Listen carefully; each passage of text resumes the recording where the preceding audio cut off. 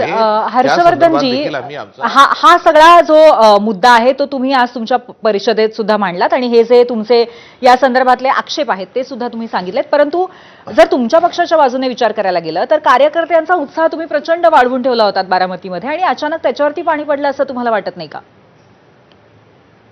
नाही, आहेच तो आमचा जो कार्यकर्त्यांमधला उत्साह होता तो आहेच. गेल्या 50 वर्षापासून तिथे आमचा काँग्रेसचा हा पवारांव्यतिरिक्तचा कोणताही आमदार नसताना आणि गेल्या सलग स्वरूपामध्ये 35 वर्षापासून आम्ही तिथे कुठल्याच प्रकारची सत्ता नसताना आमचं तिथे कार्यालय असणं आणि आमच्या कार्यामधला उत्साह असणं म्हणजे हा कुठल्याही किती झालं तर काँग्रेसचा डाऊनफॉल होऊ शकत नाही याचे प्रतीक होतं.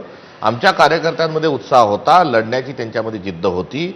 मागच्याही निवडणुकीमध्ये युगेंद्र पवारांचा आणि त्या ठिकाणी सुप्रियाताईंचा प्रचार हा आमच्या कार्यकर्त्यांनी केला होता. त्यामुळे कार्यकर्त्यांनी हा निर्णय सर्वस्वी पक्षावर सोडला होता आणि पक्षाच्या समोर आलेले जे प्रस्ताव आहे आणि त्या प्रस्तावाची जमेची बाजू उणे बाजू ही सर्व जी आहे ही कार्यकर्त्यांसोबत आम्ही ऑनलाईन बैठकीमध्ये त्या ठिकाणी व्हिडिओ पण हर्षवर्धनजी, असे प्रस्ताव तुमच्याकडे उमेदवारी अर्ज दाखल करण्याच्या आधी सुद्धा आलेले होते, अशा विनंत्या आधी सुद्धा झालेल्या होत्या. अजून एक याच्यामध्ये महत्त्वाचा प्रश्न आहे, मग इतका वेळ का घेतला गेला? आणि दुसरं म्हणजे पार्थ पवारांचं वक्तव्य जर नाही, या आधी निवडणुकीचा अर्ज भरण्याच्या आधी बोला बोला बोला नाही, आम्ही उमेदवारी अर्ज दाखल करण्याच्या आधी आदल्या दिवशी त्या ठिकाणी सुनेत्रा वहिनींचा फोन हा जरूर आला होता. मात्र तेव्हापर्यंत पक्षांनी आमचा उमेदवार लढवण्याचा निर्णय घेतलेला होता.